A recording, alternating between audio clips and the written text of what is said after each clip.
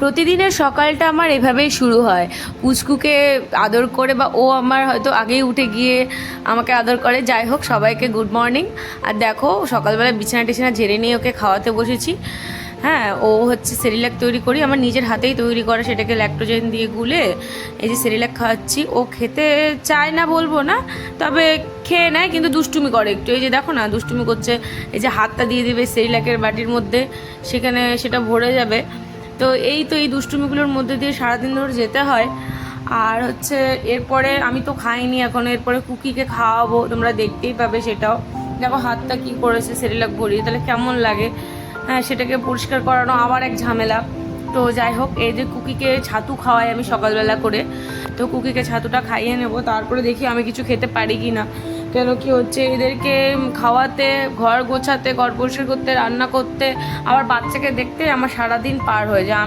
আমার কোনো খাওয়ার টাইম টেবিল নেই। তো এই যে কুকিকে খাইয়ে দিচ্ছি, ওকে আবার না খাইয়ে দিলে ও খায় না। কেন হচ্ছে পটের বিবি, ওকে খাইয়ে দিতে হবে, স্নান করিয়ে দিতে হবে, চিরুনি করে দিতে হবে, ওষুধ খাইয়ে দিতে হবে, সব ওকে করে দিতে হবে। উনি হচ্ছে সবার ওপরে, তারপরে ওর ভাই, তারপরে ওর বাবা, তারপরে আমি হচ্ছে গিয়ে বাড়ির ঝি।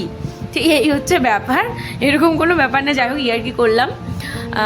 তো এই যে ওকে খাওয়াচ্ছি, ওকে মানে একবার কি হয়েছিল, ও খেতে চাইছিল না, সারাদিন না খেয়েছিল, ও একা একাই খেত। তারপরে আমি ভাবলাম যে ওর কষ্ট হচ্ছে, ওকে একটু খাইয়ে দেওয়ার চেষ্টা করি, আমরা সবাই খাচ্ছি তো। তারপর থেকে এটাই অভ্যাস হয়ে গেছে।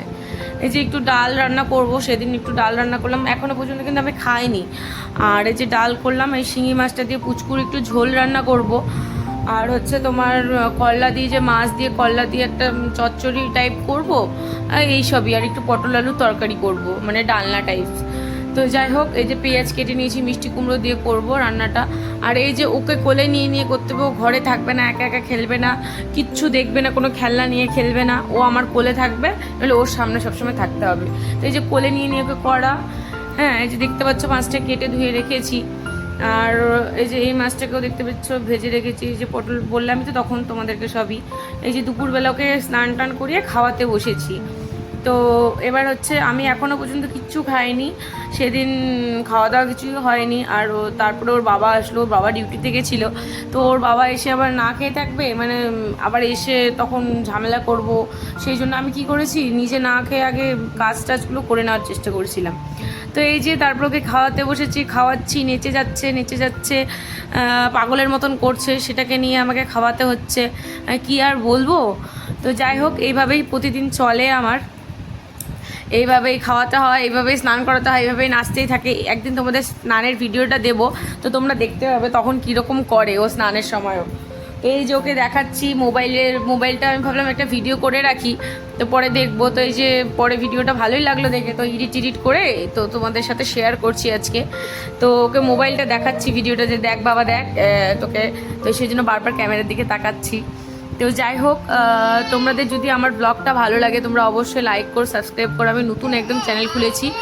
আর এই যে এখন আবার শুরু করে দিয়েছে, শুনতেই পাচ্ছ, মানে এটা তো আমার সারাদিনের সঙ্গী, চলতেই থাকবে।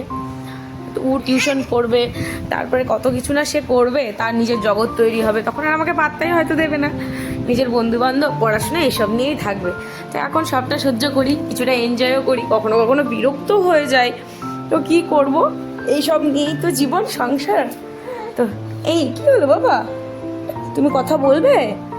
বলো তো হাই বন্ধুরা, আমাদেরকে সাবস্ক্রাইব করে দিও, লাইক করে দিও আমাদের চ্যানেলটা। আমার মাকে আর আমাকে যদি তোমরা দেখতে চাও, আমাদের চ্যানেলটা সাবস্ক্রাইব করে দিও।